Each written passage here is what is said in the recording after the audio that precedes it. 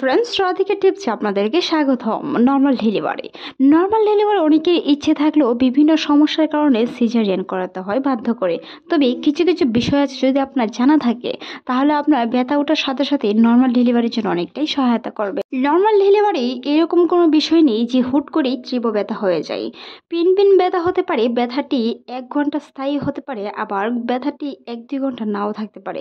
কারো কারো ক্ষেত্রে সেটি মিনিটেও পরিণত হয়। 2 মিনিট ব্যথা হয়ে 5 মিনিট বিরত থাকে আবার ব্যথা হয়ে থাকে। তবে কারো কারো ক্ষেত্রে আবার সেটি প্রতিনিয়তই ব্যথাটা পিন পিন হতে পারে।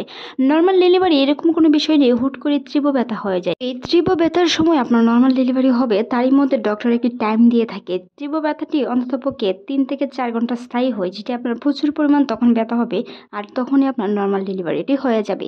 আর তার আগে পিন পিন ব্যথা হতে পারে, তবে ব্যথাটি স্থায়ী, যেমন মনে হবে আপনি সুস্থ, কিন্তু ব্যথাটি উঠলে কিছুটা মনে হবে যে আপনি অসুস্থ আছেন। এরকম কিছু ব্যথা যদি আপনি অনুভব করে থাকেন, সেই সাথে সাথে আপনাকে কিছু জিনিস ফলো করতে হবে। তারই মধ্যে একটি জিনিস হলো হাঁটাহাঁটি করা। অনেকেই আছেন ব্যথার সময় শুয়ে থাকার কারণে বাচ্চাটি উপর দিকে উঠে যায়, যেটি নর্মাল ডেলিভারিতে অনেক বাধাপ্রাপ্ত হয়ে থাকে।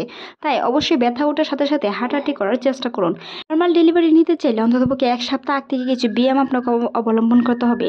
কিছু কিছু ব্যায়ামের মাধ্যমে দিয়ে আপনার জরায়ুর মুখ প্রসারিত হয়, যেটি আপনার নর্মাল ডেলিভারি পরবর্তীতে সহায়তা করে থাকে। তাই সেই বিষয়গুলো অবশ্যই খেয়াল রাখতে হবে। শুয়ে থাকার কারণে গর্ভস্থ অবস্থায় যখন আপনার প্রসব ব্যথা উঠবে, তখন যদি শুয়ে থাকেন বাচ্চাটি উপর দিকে উঠে যেতে পারে। তাই আপনারা যদি গর্ভব্যথা উঠে থাকে সেই সময় অবশ্যই শুয়ে না থেকে হাঁটাহাঁটি করার চেষ্টা করুন।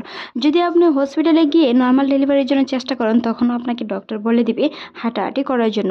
অ্যামনিওটিক তরল যদি ঠিক থাকে, সেটি আপনার পানির মতন ভাঙতে থাকবে, যেটি আপনার নর্মাল ডেলিভারির জন্য ঝাড়ার মুখ প্রশাসিত করে, রাস্তাটি ক্লিয়ার করে দেয়। অ্যামনিওটিক তরল ভাঙার সাথে সাথে অনেকেই মনে করেন পানি ভেঙে গেছে, আসলে কিন্তু তাই। জ্বরের মুখ করার জন্য কিছু পানি আপনার প্রথমে বের হবে, তবে সেটি স্বাভাবিক। আর যদি আপনার পানি ভেঙে যায়, তাহলে শিশুটি শুকনোয় পড়ে যাবে। তখন আপনাকে ডক্টর একটি পরামর্শ দিবে, যেন 2 থেকে 4 ঘন্টা বা 2 ঘন্টা পর্যন্ত ব্যথাটা স্থায়ী হয়। তার ভিতরে যদি নর্মাল ডেলিভারি না হয়, তাহলে অবশ্যই আপনাকে সিজার করাতে হবে। তবে হাঁটাহাঁটি করার কারণে সন্তানের মাথাটির নিচ দিকে চেপে যায়, যেটি ব্যথা বাড়াতে সাহায্য করে, এমনকি আপনার নর্মাল ডেলিভারিতে অনেকটাই সহায়তা করে। সেই সময় বা তার আগে টক দই খেতে পারেন। টক দই খাওয়ার কারণে কিন্তু নর্মাল ডেলিভারিতে অনেক সহায়তা করে। তবে গর্ভবতী মায়েদের প্রথম থেকে কিছু ব্যায়াম অবলম্বন করতে হবে, কিছু টিপস অবলম্বন করতে হবে, যেগুলো মানার কারণে নর্মাল ডেলিভারিতে পরবর্তীতে অনেক সহায়তা হয়ে থাকে। তা নিয়ে আমাদের চ্যানেলে অসংখ্য ভিডিও আছে, চাইলে ভিজিট করে আসতে পারেন।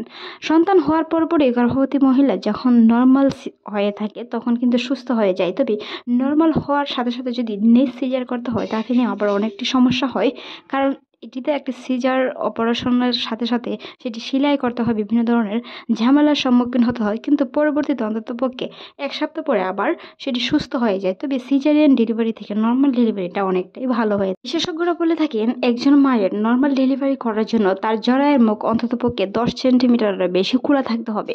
10 সেন্টিমিটারের বেশি যদি খোলা থাকে, ব্যথাটা তীব্র হয়, তাহলে ডক্টর আপনাকে ইঞ্জেকশনের মাধ্যমে ব্যথা বাড়িয়ে নর্মাল ডেলিভারি করাতে সক্ষম হয়ে থাকে। যদি আপনার জরায়ের মুখটি একেবারে না খুলে থাকে, তাহলে আপনাকে, যদিও বাচ্চার পজিশন ঠিক থাকে, তাহলেও নর্মাল ডেলিভারি সম্ভব হবে না। তাই জরায়ের মুখ যেন খুলে, তার আগে কিছু পূর্ব প্রস্তুতি আপনাকে নিতে হবে। সেই জন্য হাঁটাহাঁটি করাটা খুবই গুরুত্বপূর্ণ। যখন থেকে পিন পিন ব্যথা শুরু হবে, তখন থেকে হাঁটাহাঁটি করার চেষ্টা করুন। শুয়ে থাকবেন না, শুয়ে থাকার কারণে সন্তান উপর দিকে উঠে যায়, যেটি আপনার নর্মাল ডেলিভারিতে অনেকটাই বাধাপ্রাপ্ত হয়ে থাকে। বারবার বলার একটি কারণ, যেন আপনার সন্তানটি নর্মালি হয়। মায়েদের কিছু ঘুমের অভ্যাসের কারণে অনেক সময় সন্তান উল্টো হয়ে থাকে, যেটি আপনার পরবর্তীতে বিরাট সমস্যার কারণ হয়। বিশেষজ্ঞরা বলে থাকেন, একজন গর্ভবতী মা বাম পাশে ঘুমানোটাই সঠিক, কারণ বাম পাশে ঘুমানোর কারণে প্লাসেন্টার মাধ্যমে দিয়ে সন্তান সঠিকভাবে অক্সিজেন এবং পুষ্টি পেয়ে থাকে, যেটি পরবর্তীতে একটি সুস্থ সন্তান হলেই নর্মাল ডেলিভারিটি সম্ভব হয়ে থাকে। কারণ নর্মাল ডেলিভারির জন্য একটি সুস্থ সন্তান খুবই প্রয়োজন। সুস্থ সন্তান হলে নর্মাল ডেলিভারিতে অনেক সহায়তা করে। তাই গর্ভবতী মায়েদের ঘুমের অভ্যাস কিংবা বিভিন্ন ধরনের জানিত অভ্যাস অবশ্যই পরিবর্তন করতে হবে।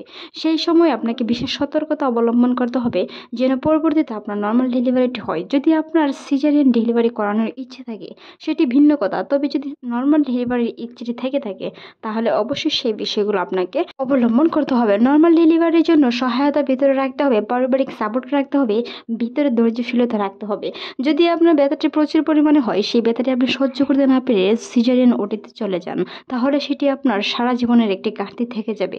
তাই অবশ্যই সিজারিয়ান ডেলিভারির আগে নর্মাল ডেলিভারির প্রস্তুতি মনের ভিতরে দৃঢ় করে রাখুন, সাহস রাখুন, ধৈর্য শক্তি রাখুন।